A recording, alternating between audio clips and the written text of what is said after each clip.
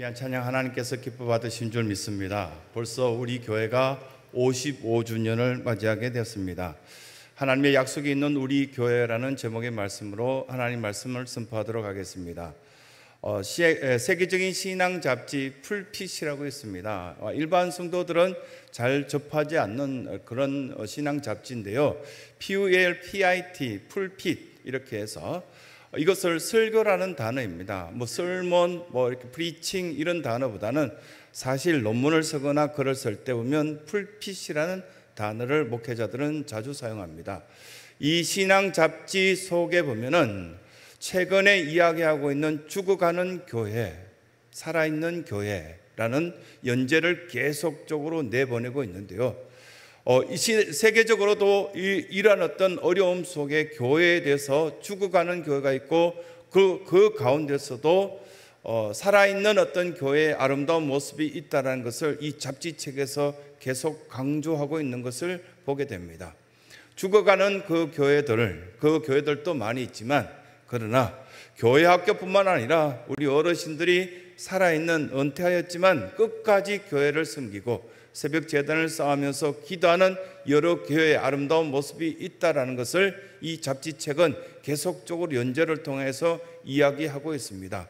살아있는 교회들의 모습 가운데 보면 교회 학교가 계속 부흥됨으로 통해서 계단에서도 교회 학교 모임들을 반별 모임을 성경 공부를 계단에 앉아서 가르치는 선생님들의 모습들을 사진으로 찍어서 올려놓은 교회도 있습니다. 그 반면에 또 안타까운 대형 교회들의 모습들을 여러 가지 이야기로 들었습니다. 이 박사과정 속에 보면은 제 팀이 한 명, 이렇게 토론하는 팀이 한 7명 이렇게 우리 팀이 한 명 있었는데요. 한 팀 그 속에 보면 수용로 교회 목사님 한 분 계셨고, 그리고 이렇게 보면 사랑의 교회 선임 부목사 같은데요. 그 목사님이 같이 우리 팀으로 같이 토론하고 수업할 때마다 같이 이야기를 했습니다. 근데 마음 아픈 이야기를 한번 들었습니다. 어떤 이야기였냐면은 우리는 한 아이가 굉장히 소중합니다. 아동부나 유아유치부나 마찬가지고 청소년부도 마찬가지고 청년들도 마찬가지입니다. 그런데 어느 날 아동부 소년부 5학년 예배실에서 이 예배실에 인원이 딱 500명 들어가면은 더 이상 들여보내지 말자는 결정을 교사회에서 했던가 봅니다. 501번째 아이가 9시 약간 늦은 시간에 9시 한 1분 정도에 막 도착해서 부모님들이 그 소년부 예배실에 5학년 예배실에 딱 들여보내주려고 하는데 그만 안 됩니다. 500명이 넘었습니다. 돌려보내는 그 일들을 자랑스럽게 토론 시간에 이야기할 때 속에서 화가 났습니다. 어떻게 교회에 찾아온 사람에게 이제 대형교회로서 우리는 이 정도 있어도 돼, 이 정도면 돼 라는 그런 자만심 섞인 이야기를 저렇게 자랑스럽게 할까? 그렇게 해서 그 아이 돌려보냈답니다. 부모님들은 이 아이를 데리고 이 9시 한 5분 정도에 이 아이 데리고 지금 어디 가야지?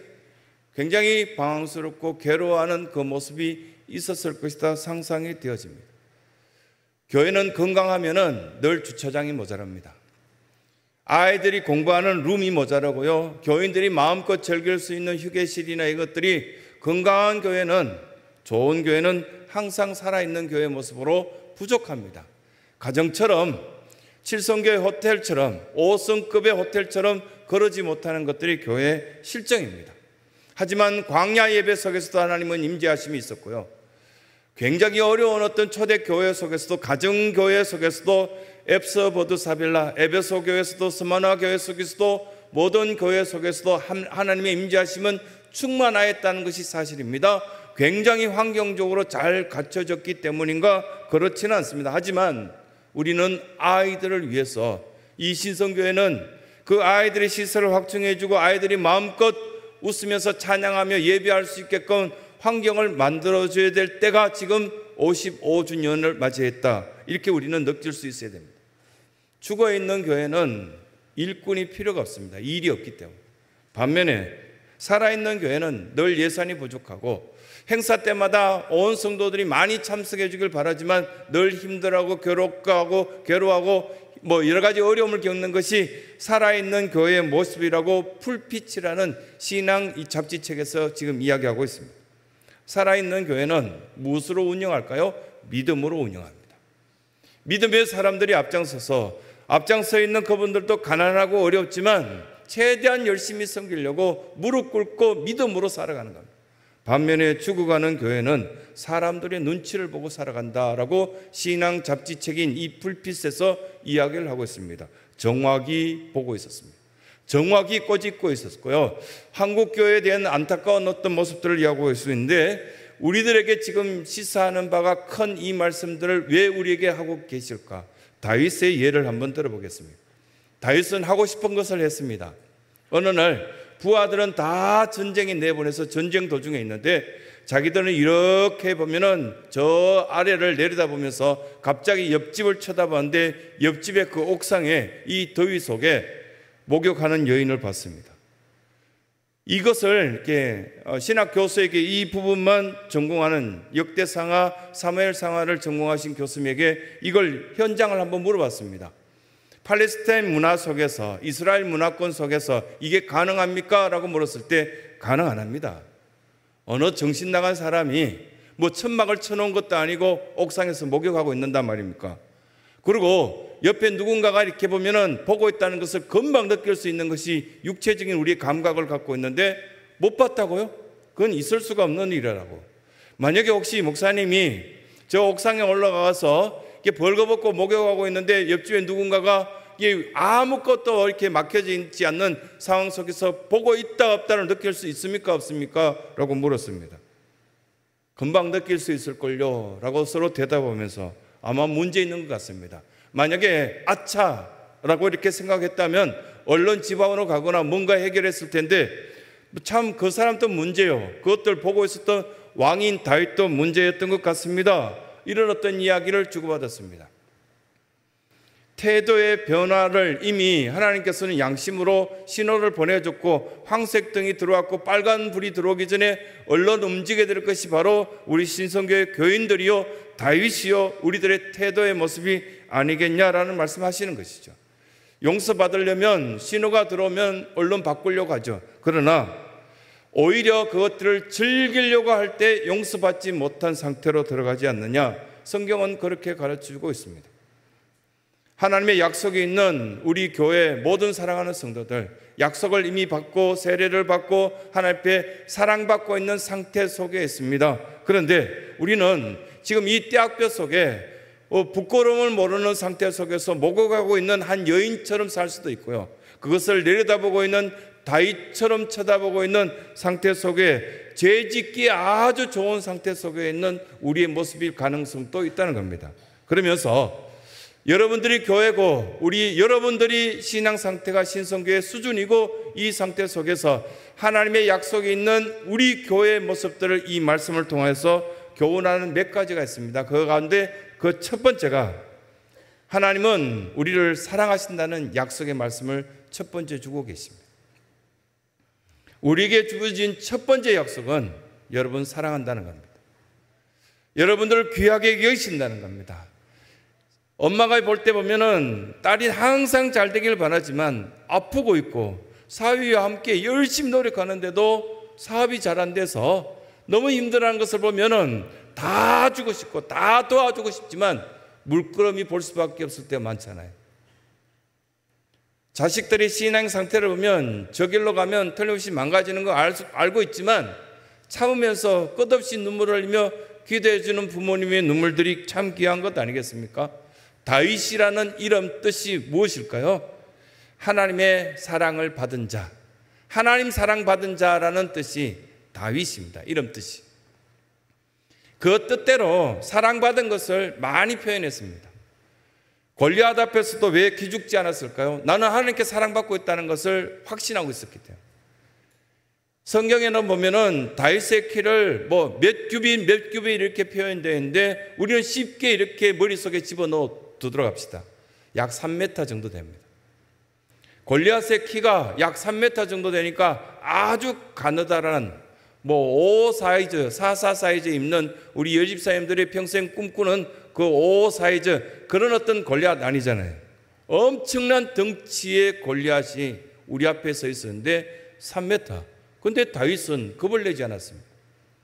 사무엘상 17장 45절에 보면 다윗이 골리앗을 향해서 크게 소리 지릅니다.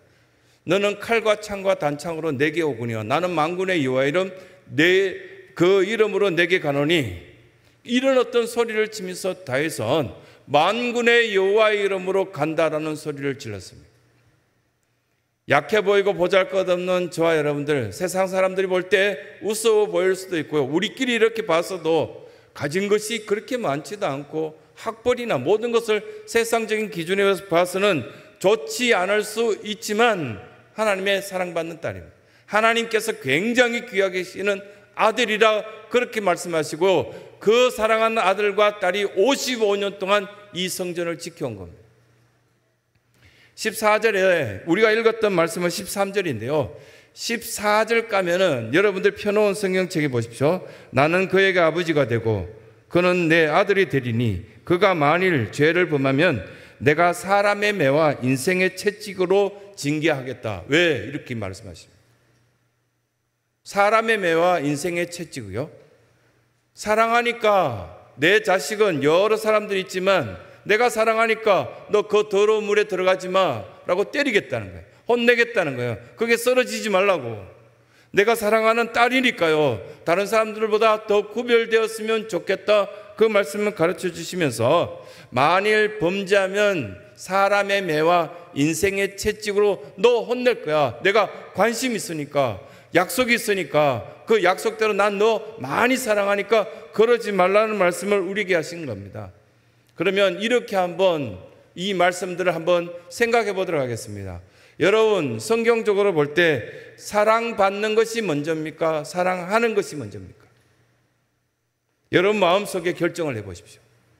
성경에 이 말씀들을 창세기부터 시작해서 우리가 알고 있는 성경 지식을 쭉 다 이야기해 보면 31,173절 이 성경 말씀 전체에 사랑받는 이야기가 굉장히 많고요, 사랑하는 사람의 이야기, 사랑받지 못해서 원수가 되는 그런 관계 이야기도 굉장히 많이 있습니다. 그러면 뭘 우선적으로 하라고 말씀하실까요? 아담을 만드시고 보시기에 좋았더라, 핫토브라는 그 단어를 쓸 때부터 하나님은 우리에게 사랑을 부어 넣어 주었습니다. 자, 그러면 여러분들이 그렇게 예뻐하는 손자 손녀가 집에 찾아왔는데 그 아이들이 여러분들에게 인사를 깍듯하게 하고, 할머니 제가 이제 할머니 손녀니까 평생 동안 할배 재롱 피울게요, 그렇게 하시던가요? 그 아이는 당분간 동안 사랑받아야 됩니다. 성도들은 이 성전에 들어오면 새 가족이 되어서 6개월 지나고 1년 지나니까 교회를 잘 파악되던가요? 교회 기관들 이해됩니까? 아니면 성경을 찾아라 그러면은 성경이 잘 찾아지던가요? 다 어렵지 않습니까? 그 동안은 어린아이처럼 사랑받으라는 것을 우리에게 말씀은 쭉 가르치는 것을 깨닫게 됩니다. 그런데 어느 순간 아기가 2살짜리, 3살짜리가 겨우 걸어다니면서 싫어, 나도 내가 먹을 거야, 할미 싫어, 이거 내가 해, 막 이렇게 소리치는 그 꼬맹이를 보면 어떤 생각이 듭니까? 이게 하나님 앞에서요, 우리가 약속받은 대로 사랑받으려면 거부하는 것, 이런 태도부터 배우는 것이 아니라 사랑받는 비결부터, 사랑받는 것들을 익숙해져야만 성숙된 믿음의 사람이 된다는 걸 우리에게 이 성경은 가르치고 있습니다. 많은 사람들이 부족합니다. 하나님은 사랑하기에 사람의 매와 인생의 채찍으로 너를 혼내겠다, 그러나 사랑받는 태도를 보여준다면 이 교회 속에 들어온 모든 사람들을 내가 귀하게 보호해주고 사랑해주겠다, 그 약속의 말씀을 쭉 하시는 것을 보게 됩니다. 다윗은 그 바세바라는 여인과 함께 깊이 사랑하여서 결국은 못된 짓까지 하고요, 그 바세바의 남편 우리아를 전쟁터에서 죽게끔 만들고 여러 작전을 펼친 안타까운 모습을 보여줍니다. 그러고 난 뒤에 그에게서 아기가 한 명 생겼습니다. 태어나자마자 얼마 가지 못하여서 그 아기가 죽습니다. 그의 생명이 귀하지 못했던 흔적들을 성경을 통해서 잘 알 수 있습니다. 사랑받을 수 있어야 되고요, 그 다음은 사랑할 수 있어야 됩니다. 이것이 어디에 근거를 두고 있는가? 하나님 약속에 있는 우리의 계명 속에서도 하나님 세상을 이처럼 사랑하사 독생자를 주셨으니 이는 저를 믿는 자마다 먼저 믿고 구원을 얻고 그 구원 얻은 백성답게 우리가 하나님을 찬양하고 하나님을 의지하고 생활한 그 속에서부터 우리는 희망 있고 소망 있고 즐거움이 있다는 사실을 이 말씀은 우리에게 교훈하시는 겁니다. 신성교회 사랑하는 여러분, 하나님의 사랑을 떠나지 마시고요, 하나님의 사랑을 받을 줄 아는 먼저 믿음의 자녀가 되시기 바라고, 그 사랑에 사춘기 아이들처럼 싫어 안 먹어 싫다니까 문 꽝 닫고 들어가는 그 태도가 아니라 이제 내 마음을 활짝 열고 하나님 앞에 가까이 나와서 사랑받는 믿음의 자녀가 다 될 수 있는 복된 은혜가 있길 간절히 소원합니다. 두 번째는요, 그렇다면 사랑하는 자를 위한 약속이 뭔가, 이렇게 봤을 때 저는 가장 먼저 생각나는 것이 사도행전 20장 35절이었습니다. 주는 자가 복이 있다. 주는 교회가 복이 있고요, 이 교회 전체뿐만 아니라 이 교회 밖에 있는 구로 5동, 구로 4동, 구로 2동, 우리의 삶의 영역 아닙니까? 우리는 한동안 구로 4동에 살았고요, 한동안 구로 2동에 중심을 두었습니다. 그게 아직도 어르신들이 겨우겨우 걷는 걸음으로 이 성전까지 새벽에 오신 분들이 있습니다. 그분들에게 무엇이, 그분들에게 남아있는 것이 큰 재산도 아니고 그리고 크게 가지고 있는 힘도 아닙니다. 그런데 아직도 우리는 이 주변의 자식들에게 많은 사람들이 드리려고 애쓰는 거 아닙니까? 뭘 드리려고 하는 겁니까? 하나님 앞에 기도를 드리고 그 기도의 열매를 자식들과 주변 사람들에게 나눠주려고 하는 그것이 사랑받은 자의 약속이 있는 모습입니다. 이 신성교회가 완전히 돌 위에 돌 하나도 남지 않은 동안에 계속적으로 해야 되는 것이 드리는 것과 나누는 일에 우리는 최선을 다하는 믿음의 공동체가 되셔야 된다는 겁니다. 드리려고 했으면 하나님께서는 더 주시죠. 나는 하나님께 오늘 또 10의 1조를 드렸는데 10분의 1을 드렸는데 하나님께서는 여러분들 쪽방에 사실 때 어떤 것으로 결과에 응답을 하셨던가요? 여러분 40평에 사십니까? 아니면 단독주택에 사십니까? 그건 물질적으로 아주 작은 부분입니다. 조그마한 부분입니다. 그런데 자꾸만 물질이 늘어나면서 왜 자꾸 하나님께 멀어지십니까? 왜 자꾸 교만해지고 거만해지고 물질로 살아갈 수 있는 기간은 10년, 20년밖에 못 돼요. 그 가진 것으로 누릴 수 있는 것들 얼마나 누릴 수 있겠습니까? 하루에 5끼씩 드시겠어요?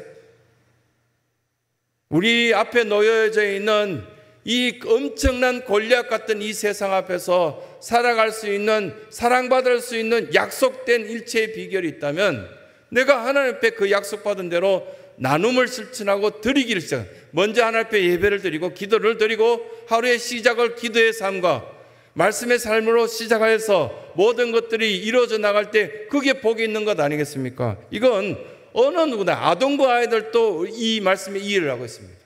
그래서 일어나자마자 습관을 들인 아이들도 있습니다. 기도하기를 시작하는, 엄마가 일어나라 그렇게 말하면 일어나자마자 침대에 앉아서 하나님 오늘부터 시작합니다. 하나님 저를 인도해 주세요. 그렇게 어눌한 기도 속에서도 임재하신 하나님 은혜를 우리는 경험하고 있지 않습니까? 8절에 보십시오.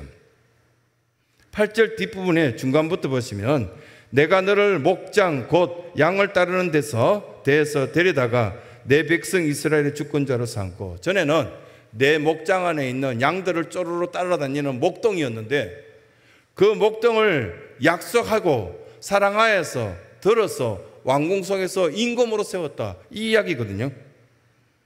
그러면 나를 부르실 때는 보잘것없었는데 하나님 시켜주시고 세워주시고 그래도 다른 사람들이 보기에도 굉장히 괜찮을 만한 사람으로 세우셔서 주권자로 세워주셨는데 그 모든 어떤 약속을 잊어버리는 것들이 정상적이냐, 이렇게 말씀하시는 것이죠. 예수님을 부르실 때 신약에 가면 마태, 마가, 누가, 요한복음 속에서 사람들은 자꾸 이렇게 말합니다. 다윗의 자손이여 라고 말합니다. 왜 다윗의 자손이라고 이야기할까? 그만큼 다윗의 그 가문이 괜찮다는 이야기 아닙니까? 다윗의 가문을 이야기하면은 그 가문에 다윗뿐만 아니라 믿음에 변질되지 않고 한 가지를 정하여서 다윗은 끝까지 하나님을 사랑했던 멋진 모델이었다. 그들은 그렇게 고백하고 있는 거 아니겠습니까? 예수님조차도 다윗의 자손이요 했을 때 거기에 거기에 반박하시거나 잘못된 이야기라 고쳐주지 않았습니다. 그렇다면 그 말은 참 좋다는 말이거든요. 우리 이 성전 속에 많은 믿음의 성도들 가운데 참으로 변질되지 않고요, 꾸준히 계속적으로 하나님 앞에 사랑받는 가문들이 많이 있지 않습니까? 무엇 때문일까요? 경주에 관광을 가시면 제 고향이니까 저는 참 많은 것을 알고 있는데 황리단길이라는 곳에 여행지로 삼고 오신 분들이 많더라고요. 근데 지금 제가 이렇게 한 40년 전에는 그 황리단길 자체가 없었거든요. 이 관광단지를 그냥 만들어 놓았는데 황리단길에 오면은 그 속에 쭉 걸어 들어가면 최부잣집이라고 있습니다. 그건 사실입니다. 그들은 수백 년 전부터 그냥 수백 년은 거짓말이고요. 수십 년 전부터 거기에 살고 있었던 최부잣집이 그대로 있고요. 그 창고가 굉장히 큰 걸 보여주죠. 창고 구경시켜 주잖아요. 거기에 들어가 보면 엄청난 그 창고 속에 쌀이 가득 채워져 있었다. 그리고 여러 가지 보면은 그 가정에 지켜야 될 6가지 정도의 여러 가지 계명처럼 쓰여진 것들을 그 문 앞에 붙여놓은 것을 볼 수 있습니다. 그 가운데 한 5번째 보면은 백리 안에 있는 사람들, 굶주린 굶어 죽는 사람이 없게끔 하라. 그 체부자가 남긴 글 중에 하나 있죠. 우리 교회가 기도하고 있는 내용 중에 하나입니다. 이 교회 주변에 하나님, 저 모텔은 사라지고 아이들이 뛰놀 수 있는 도서관이나 이런 것들이 들어올 수 있으면 좋겠습니다. 15년째 기도하고 있고요. 그뿐만 아니라 식당들이 많이 늘어나는 건 참 좋은데 술집이 더 늘어나니까요, 우리에겐 유혹거리와 어려운 소돔과 고모라 같은 부분들이 많이 있습니다. 하나님, 사랑하는 자들을 위한 약속 가운데 이 지역이 하나님께서 원하시는 옥토가 되어서 100배로 60배로 30배로 결실할 수 있는 복된 은혜를 주옵소서라고 우리는 함께 기도한 세월들이 오래됐다는 겁니다. 결국은 다윗은 왜 사랑받았을까 이렇게 봤을 때 하나님의 전을, 성전을 사모하는 그 모습들이요, 대단했거든요. 그러면 우리가 그 약속 속에서 하나님께서 나에게 주신 약속들이 여러 있다면 그 가운데 사랑받을 수 있는 것이 무엇일까 뚜렷하게 보입니다. 시편들을 읽다 보면 시편 1편 위에 조그만한 글씨로 파란 글씨로 다윗의 시, 2편 고라의 시, 이렇게 쭉 그 시편에 대한 누가 찬양하였으며 누가 노래하였는지 표현된 것들을 많이 볼 수 있습니다. 다윗의 노래가 굉장히 많습니다. 다윗은 하나님의 전을 사모하여서 그 전 속에 전쟁이 일어나고 괴로움이 있고 어려움이 있다 할지라도 하나님의 성전 속에 생활하는 것들 너무 행복하고 기뻐했습니다. 저 베들레헴 땅에서 그냥 양치고 별 것 없는 존재를 나에게 이렇게 성전 속에서 찬양하고 기도할 수 있는 은혜 주신 것을 저는 너무 감사합니다. 이런 고백들을 했다는 겁니다. 시편 121편 여러분 아실 겁니다. 내가 산을 향하여 눈을 들리라. 나의 도움이 어디서 올까? 나의 도움은 천지를 지으신 여호와에게서로다. 시편 1편으로 시작할 때 복 있는 사람들은 악인의 꾀를 어떻게 합니까? 복 있는 사람으로 내가 하나님의 자녀로 살고 있는가? 시편 46편에도 보면 시작하면 나의 힘이 되신 여호와여 내가 주를 사랑하나이다. 여러분들이 주님을 사랑하였을 때 하나님께서는 사랑하는 자를 위한 그 약속들이 하나씩 하나씩 이루어지게 만들어 주실 것이다. 오늘 우리에게 말씀하신 것들이 여러분들 심령 속에 지금 울려 퍼지고 있다는 사실입니다. 아멘으로 그 말씀을 받아들이셔서 사랑받는 자에게 주어진 이 약속들이 이루어지는 복된 은혜가 있길 간절히 소원합니다. 만약에 우리 사랑하는 어떤 신성의 모든 성도들이 복 있는 자로 살게 된다면 이 말씀을 적용해 볼 때요, 약속대로 사는 교회, 약속대로 사는 성도가 복 있는 자입니다. 다윗은 영원한 하나님을 찬양하면서 그 약속을 지키기 위해서 성전을 떠나지 않으려고 했고요, 살아있는 동안 하나님께서는 성전을 떠나지 않자 그의 삶을 지켜주셨고 가정을 지켜주셨고 나라를 견고하게 만들어주신 것을 우리는 알 수 있습니다. 어떻게 인정받을 수 있을까요? 어떻게 견고하게 될 수 있겠습니까? 불안과 초조와 걱정 속에 쌓여 있는 저와 여러분, 아무리 애를 써도 계속적으로 잔고는 줄어들고 빚은 늘어나고 힘든 어떤 과정 속에 있는 젊은 우리 사랑하는 성도들도 있고요. 그뿐만 아니라 자식들이 내가 생각과 달리 완전 반대 방향으로 가는 이 상황 속에서 우리는 무엇을 해야 될 것인가? 다윗이 꿈꾸는 나라가 바로 임재한 것이 아니라 그는 법궤가 빼앗겼을 때 피를 토하듯이 괴로워하고 힘들어했습니다. 그러나 법궤가 돌아왔을 때 그 법궤 앞에 바지가 내려가는 것을 모르고 춤추며 기뻐했던 다윗의 모습이 있었습니다. 그러면 이 말씀 속에 이런 교훈을 깨닫습니다. 만약에 제가 이렇게 여러분들에게 너무너무 친숙하다면 이렇게 권면의 말씀을 드리고 싶습니다. 자기 전에 한 장의 성경이라도 읽으십시오. 이런 아침부터 시작해서 종일 너무 바쁘니까 시간을 낼 수 없다면 자기 전에 한 절이라도 읽고 주무십시오. 그리고 침대에 누워서라도 하나님 오늘 저를 인도해 주셔서 감사합니다. 내가 사망의 엄침한 골짜기로 다닐지라도 해를 두려워하지 않을 것은 주께서 나와 함께 하심이라. 주의 지팡이와 막대기가 나를 안위하시나이다 고백할 수 있는 복된 은혜가 있길 간절히 소원합니다.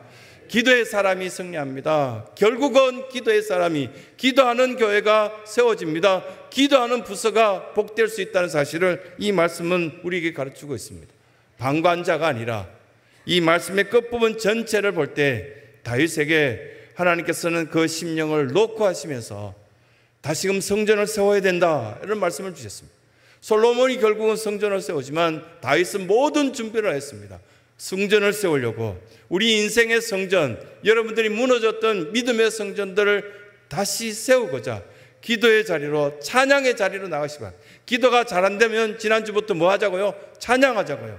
찬양하는 겁니다. 내가 좋아하는 찬송은 누가 이렇게 쿡 찔러도 내가 좋아하는 집사님이 권사님 옆에서 권사님은 뭐 어떤 찬양을 좋아해? 그러면 내가 좋아하는 찬양은 422장이야 이렇게 뚜렷하게 말할 수 있는 습관부터 시작해서 모든 것들이 하나님 보실 때 약속 있는 사람의 모습을 갖춰가자는 겁니다. 그것이 이제 55주년을 새롭게 시작하는 이 공동체 속에 주신 말씀이라 생각하고 우리 모두가 약속 있는 사람, 약속받은 교회, 약속의 귀한 믿음의 성도다운 삶들 살아갈 수 있는 모든 성도들의 삶이 되시길 간절히 소원합니다.